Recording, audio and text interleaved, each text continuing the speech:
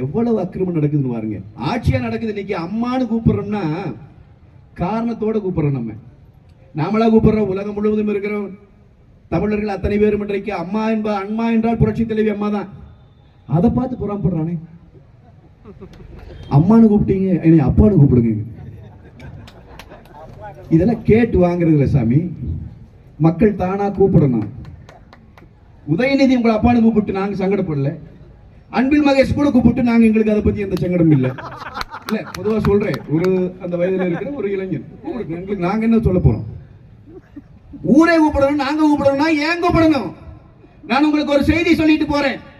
கருணாநிதி அவர்கள் இளைஞராக வளம் வந்த காலம் ஒரு பத்திரிகை செய்தி வருகிறது. செய்தி என்ன தெரியுமா?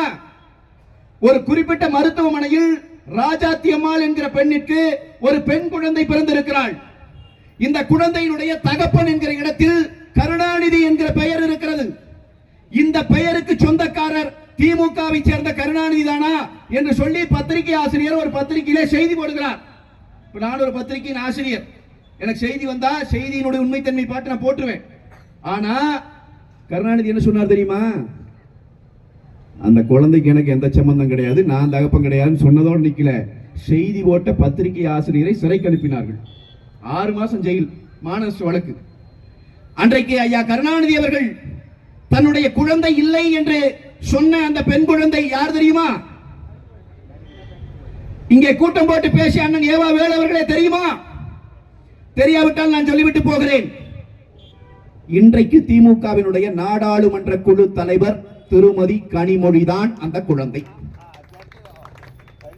காலம் எப்படி ஒரு விளையாட்டை விளையாடுகிறது பார்த்தீர்களா? தான் பெற்ற குழந்தை தன்னை அப்பா என்று அழைத்துவிடக் கூடாது என்று நினைத்த தலைவரினுடைய மகன் ஊரில் இருப்பவரெல்லாம் தன்னை அப்பா என்று அழைக்க வேண்டும் என்று நினைக்கிறார். காலம் போட்ட கோலம் இது.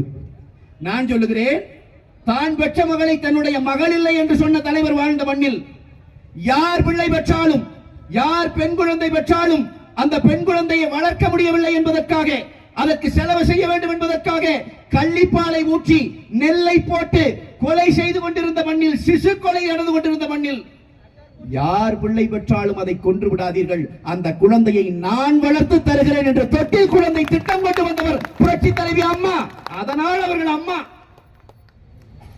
ரெண்டுக்கு வித்தியாசம் இருக்குல்லப்பா. நீ பாட்டுக்கு அம்மானு அப்பானு கூப்பிடணும், அப்படிலாம் கூப்பிட்டு போக முடியாது. அம்மானா அவங்க காப்பாத்தினாங்க குழந்தைகளே.